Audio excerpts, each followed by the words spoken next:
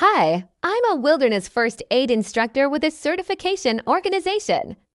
And in this video, we're going to talk about first aid, specifically the sixth step of our wilderness first aid model, which is treat wounds and prevent illness. So let's go ahead and get into it. So the first thing that we're going to talk about are the different types of wounds that can occur while we're out in the backcountry and what we're going to do for those wounds. There are basically three different types of wounds that can occur out in the backcountry.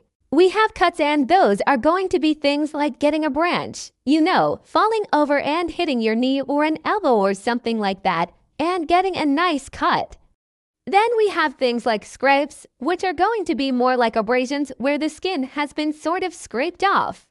And then the third one would be a puncture wound. So a puncture wound could be something like a cactus spine or like a thorn or something like that going into the skin.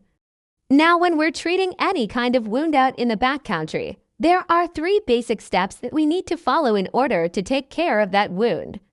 The first one is going to be to control any bleeding that's coming from that wound. For cuts and scrapes, this is usually pretty easy to do just by applying direct pressure to the wound. For a puncture wound, it might be a little bit more difficult because you have something that has been pushed into the body. So for these, it is a good idea to leave the object in place and then put direct pressure around the object. You don't want to remove that object if it is lodged in there because you could be pushing that object further into the body and causing more damage. So leave that object in place, put pressure around the object to help control bleeding.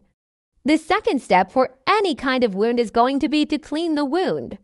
Now we've already applied our direct pressure to control the bleeding. The best way to clean a wound out in the backcountry is going to be to use clean water and some sort of mild soap. So maybe like a Dr. Bronner's soap or something like that.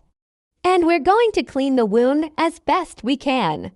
If you have a filter or a purifier with you, great, use that to help clean the wound.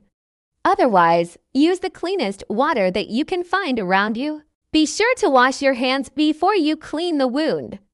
And if possible, try not to submerge your entire body or the injured area in the water.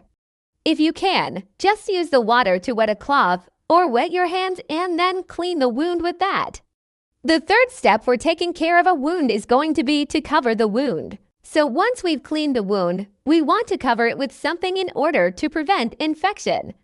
Now the best way to do this is to use some sort of sterile bandage or gauze that you have with you in your first aid kit. If you don't have any sterile bandages or gauze, you can use a clean cloth. Just be sure that it's something that's clean and dry.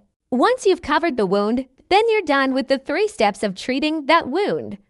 Besides treating wounds, the other thing that we're going to do in our first aid kit is we're going to have items to treat insect bites. For insect bites, you can use things like hydrocortisone cream or calamine lotion.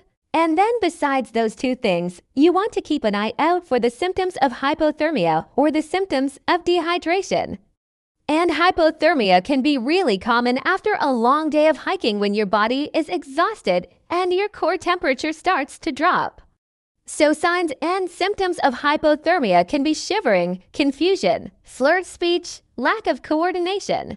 And for treatment of hypothermia, we want to get the person out of the cold weather, get them warm, dry clothing, get them inside and monitor their core temperature. And then for dehydration, we're gonna look for signs and symptoms like headache, dizziness, fatigue, dark yellow urine, or no urine output at all. For treatment, we want to get that person fluids, get them to stop whatever activity they're doing, get them to lie down and then monitor their condition. So those are the different things that we're going to carry in our first aid kit to treat basic first aid items. If you want to learn more about wilderness first aid and how to take care of more serious injuries out in the backcountry, then be sure to check out the link below where you can sign up for a class and get certified in wilderness first aid. Thanks for watching.